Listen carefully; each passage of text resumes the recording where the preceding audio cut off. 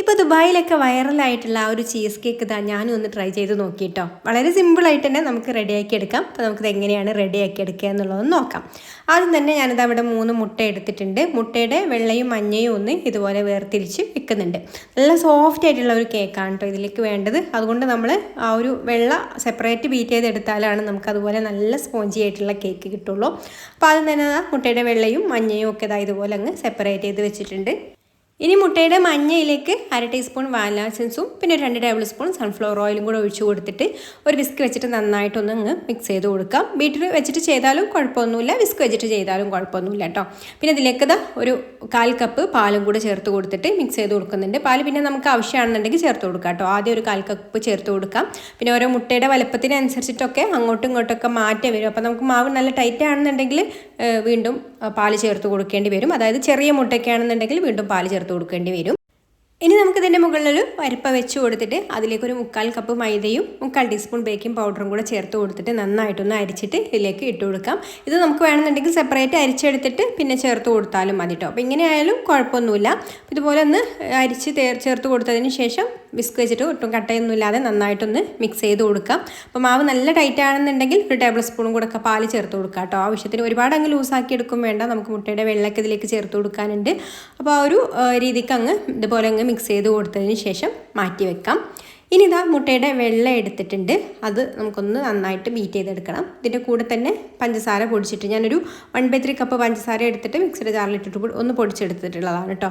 പൊടിക്കാതെയും ചേർത്ത് കൊടുക്കാം, പക്ഷേ പൊടിക്കാതെ ചേർത്ത് കൊടുക്കുന്ന സമയത്ത് ഒരുപാട് സമയം വരും ഇതൊന്ന് ബീറ്റായി കിട്ടാൻ വേണ്ടിയിട്ട്. പൊടിച്ചിട്ട് ചേർത്ത് കൊടുക്കുകയാണെന്നുണ്ടെങ്കിൽ നമുക്ക് പെട്ടെന്ന് തന്നെ ഇതുപോലെ നല്ല ക്രീമി ആയിട്ട് വരും കേട്ടോ. ഈ ഒരു മുട്ടയുടെ വെള്ളം നല്ല സ്റ്റിഫായിട്ട് ക്രീമി ഒരു ടെക്സ്ചറിൽ വരും. ഇനി ആദ്യം നമുക്ക് ഇതിൽ നിന്ന് കുറച്ചെടുത്തിട്ട് ഇതിലേക്ക് ചേർത്ത് കൊടുക്കാം. ഈ ഒരു നമ്മൾ മൈദയൊക്കെ മിക്സ് ചെയ്ത് വെച്ചിട്ടുണ്ടല്ലോ, അപ്പോൾ അതിലേക്ക് ചേർത്ത് കൊടുത്തിട്ട് ഒരു ടൈറ്റായിരിക്കുന്ന മൈദയോ നന്നായിട്ടൊന്ന് അങ്ങ് ലൂസാക്കി എടുക്കാം കേട്ടോ.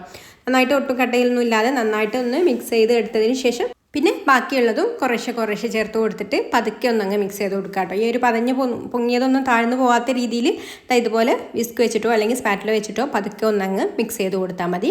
അപ്പോൾ ഇതുപോലെ എല്ലാ മുട്ടയുടെ വെള്ളയും ഞാൻ ഇതിലേക്ക് ചേർത്ത് ഇപ്പോഴാണ് മിക്സ് ചെയ്ത് കൊടുത്തിട്ടുണ്ട്. അപ്പോൾ നമ്മുടെ കേക്ക് ബാറ്റർ ഇവിടെ റെഡി ആയിട്ടോ. ഇനി നമുക്കിത് ഇതുപോലെ ഒരു കേക്ക് ടിന്നിലേക്ക് ഒഴിച്ച് കൊടുത്തിട്ട് ബേക്ക് ചെയ്യാനായിട്ട് വെക്കാം. ഞാനിവിടെ സ്ക്വയർ ടൈപ്പിലുള്ള ഒരു ടിന്നാണ് എടുത്തിട്ടുള്ളത്. അടിയിൽ ഓയിലൊന്ന് ബ്രഷ് ചെയ്ത് കൊടുത്തതിന് ശേഷം സൈഡിലും അടിയിലൊക്കെ ബട്ടർ പേപ്പറും കൂടെ വെച്ച് കൊടുത്തിട്ടുണ്ട്. ഇനി മാവ് ഇതിലേക്ക് ഒഴിച്ച് കൊടുത്തിട്ട് എയർ ബബിൾസ് ഒക്കെ പോകാൻ വേണ്ടിയിട്ട് നന്നായിട്ടൊന്ന് ടാപ്പ് ചെയ്ത് കൊടുത്തതിന് ശേഷം ബേക്ക് ചെയ്യാനായിട്ട് വെക്കാം. ഞാൻ കൺവെൻഷൻ ഓവനിലാണ് കേട്ടോ ബേക്ക് ചെയ്യുന്നത്. 180 ഡിഗ്രിയിൽ 10 മിനിറ്റ് പ്രീഹീറ്റ് ചെയ്ത ഓവനിൽ 180 ഡിഗ്രിയിൽ തന്നെ ഒരു 25 മിനിറ്റ് ആണ് കേട്ടോ ഈ ഒരു കേക്ക് ബേക്ക് ചെയ്യാനായിട്ട് വന്നിട്ടുള്ള സമയം. ഓരോ ഓവൻ അനുസരിച്ചിട്ടും ടെമ്പറേച്ചറിൽ അങ്ങോട്ടും ഇങ്ങോട്ടൊക്കെ മാറ്റം വരും. അല്ലെങ്കിൽ ഓവനില്ലാതെ വേണമെന്നുണ്ടെങ്കിലും ബേക്ക് ചെയ്തെടുക്കാം കേട്ടോ. അങ്ങനെ കേക്ക് ബേക്ക് ചെയ്ത് നന്നായിട്ട് ചൂടാറി വന്നതിന് ശേഷമാണ് കേട്ടോ ഇപ്പോൾ ഞാനിത് എടുത്തിട്ടുള്ളത്. ഇനി നമുക്ക് ഈ ഒരു കേക്കിനെ രണ്ടായിട്ടൊന്ന് കട്ട് ചെയ്തെടുക്കുന്നുണ്ട്. അല്ലെങ്കിൽ നിങ്ങൾ നല്ല തിക്കായിട്ടുള്ള കേക്ക് ആണെന്നുണ്ടെങ്കിൽ 2 ലെയറായിട്ട് കട്ട് ചെയ്തെടുത്താൽ മതി കേട്ടോ. ഇതിപ്പോൾ ഇതുപോലെ ഒരു 2 ലെയറായിട്ടാണ് കേട്ടോ ഞാൻ ചെയ്യുന്നത്. ഇതൊന്നിന് മുകളിൽ ഒന്ന് വെച്ചിട്ട് ഈ ഒരു രീതിക്കാണ് ചെയ്യുന്നത്. അപ്പോൾ ഈ ഒരു ഷേപ്പിലാണല്ലോ ആ ഒരു ചീസ് കേക്ക് ഉള്ളത്. അപ്പോൾ ആ ഒരു രീതിയിൽ തന്നെ ചെയ്യാമെന്ന് വിചാരിച്ചു. ഇനി ഇതിൻ്റെ ക്രീമിന് വേണ്ടിയിട്ട് അൺസാൾട്ടഡ് ബട്ടർ എടുത്തിട്ടുണ്ട്. ബട്ടർ ഫ്രിഡ്ജിൽ വെച്ചിട്ടുള്ള ബട്ടർ ആണെന്നുണ്ടെങ്കിൽ പുറത്തെടുത്ത് നന്നായിട്ടൊന്ന് സോഫ്റ്റ് ആയിട്ട് വരണം കേട്ടോ. എന്നിട്ട് ഇതിലേക്ക് മധുരത്തിനായിട്ടുള്ള കണ്ടൻസ്ഡ് മിൽക്ക് ചേർത്ത് കൊടുക്കാം. ഒരുപാട് കണ്ടൻസ്ഡ് മിൽക്ക് വേണ്ട, നമ്മൾ ഒരുപാട് മധുരമില്ലാത്ത ഒരു ചീസ് കേക്കാണ് കേട്ടോ ഇത്. കേക്കിൽ കുറച്ച് മധുരം ഉണ്ടാവും, പിന്നെ ക്രീമിൽ ഒരു പാകത്തെ മധുരം. അപ്പോൾ അതും പിന്നെ ഫ്രഷ് ക്രീമും ചേർത്ത് കൊടുത്തിട്ടുണ്ട് കേട്ടോ. ഒരു 2 ടേബിൾ സ്പൂൺ ഫ്രഷ് ക്രീമും കൂടെ ചേർത്ത് കൊടുത്തിട്ട് നന്നായിട്ട് ഇതൊന്ന് പോലെ ബീറ്റ് ചെയ്ത് കൊടുക്കാം. സ്പൂൺ വെച്ചിട്ട് തന്നെ നന്നായിട്ടൊന്ന് അങ്ങ് അടിച്ചെടുത്താൽ മതി കേട്ടോ. അപ്പോൾ ഇതൊന്ന് ഈ ഒരു മിൽക്ക് മെയ്ഡും ബട്ടറും ഫ്രഷ് ക്രീമും കൂടെ നന്നായിട്ടൊന്ന് മിക്സായി വന്നതിന് ശേഷം പിന്നെ ഇതിലേക്ക് 1 ടേബിൾ സ്പൂൺ ക്രീം ചീസും കൂടെ ചേർത്ത് കൊടുത്തിട്ട് മിക്സ് ചെയ്ത് കൊടുക്കുന്നുണ്ട്. മിക്സ് ചെയ്തിട്ട് ഇതുപോലെ സ്പൂൺ വെച്ചിട്ട് നന്നായിട്ടൊന്ന് അടിച്ചെടുക്കണം കേട്ടോ. അപ്പോഴാണ് നല്ലൊരു സിൽക്കി ആയിട്ടുള്ള ഒരു ക്രീമായിട്ട് മാറും കേട്ടോ. നല്ലൊരു ടേസ്റ്റാണ് ഈ ഒരു ക്രീമിന് കേട്ടോ. ഈ ക്രീമിന് ഒരു പ്രത്യേക ടേസ്റ്റ് തന്നെയാണ്. ആ ഒരു ബട്ടറും ഫ്രഷ് ക്രീമും മിൽക്ക് മെയ്ഡും എല്ലാം കൂടി ചേരുമ്പോൾ ഒരു അടിപൊളി ടേസ്റ്റാണ്. ഇനി ഒരു കേക്കിൻ്റെ നമ്മൾ കട്ട് ചെയ്ത് വെച്ചിട്ടുള്ള കേക്ക് ഉണ്ടല്ലോ, അതിൻ്റെ ഒരു ലെയറിന് മുകളിൽ നമുക്ക് ഇതുപോലെ ക്രീം അത്യാവശ്യത്തിന് ഒന്ന് സ്പ്രെഡ് ചെയ്ത് കൊടുക്കുന്നുണ്ട് കേട്ടോ. ഞാൻ കുറച്ച് തിക്കായിട്ടുള്ള കേക്ക് ആയതുകൊണ്ട് തന്നെ കുറച്ച് കട്ടിയിൽ തന്നെ ഈ ഒരു ലെയറിൽ ക്രീം കൊടുക്കുന്നുണ്ട്. നമ്മുടെ ഇഷ്ടത്തിനനുസരിച്ചിട്ട് കൊടുക്കാം. എന്നിട്ട് മറ്റേ പീസ് ഇതിൻ്റെ മുകളിൽ വെച്ച് കൊടുത്തിട്ട് പിന്നെ ഈ ഒരു കേക്കിനെ ഒന്ന് ഈ ഒരു ക്രീം വെച്ചിട്ട് തന്നെ നന്നായിട്ട് ഒന്നങ്ങ് കവർ ചെയ്ത് കൊടുക്കുക കേട്ടോ. ഇതുപോലെ എല്ലാ സൈഡിലും ക്രീം ഒന്ന് സ്പ്രെഡ് ചെയ്ത് കൊടുത്തതിന് ശേഷം പിന്നെ മുകളിൽ നമുക്ക് ചെഡാർ ചീസാണ് കേട്ടോ വേണ്ടത്. അതൊന്ന് ഗ്രേറ്റ് ചെയ്തിട്ട് ഇട്ട് കൊടുക്കാം.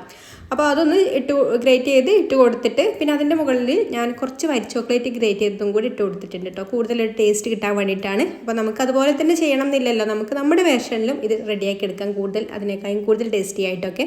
അപ്പോൾ ഇങ്ങനെ ചെയ്യുമ്പോൾ നല്ല അടിപൊളി ടേസ്റ്റാണ് കേട്ടോ, ഈ ഒരു ചോക്ലേറ്റിൻ്റെ ടേസ്റ്റും കൂടെ വരുമ്പോൾ. അപ്പോൾ ഒന്ന് ട്രൈ ചെയ്ത് നോക്കിക്കോളൂ. ഇഷ്ടമായിട്ടുണ്ടെങ്കിൽ ലൈക്ക് ചെയ്യാനും ഷെയർ ചെയ്യാനും ചാനലൊന്ന് സബ്സ്ക്രൈബ് ചെയ്യാനും ഫേസ്ബുക്കിലാണ് കാണുന്നതെന്നുണ്ടെങ്കിൽ പേജ് ഒന്ന് ഫോളോ ചെയ്ത് സപ്പോർട്ട് ചെയ്യാനും കൂടി മറക്കല്ലേ. അപ്പോൾ ഇനി മറ്റൊരു നല്ല റെസിപ്പിയുമായിട്ട് അടുത്ത വീഡിയോയിൽ കാണാം. Thanks for watching.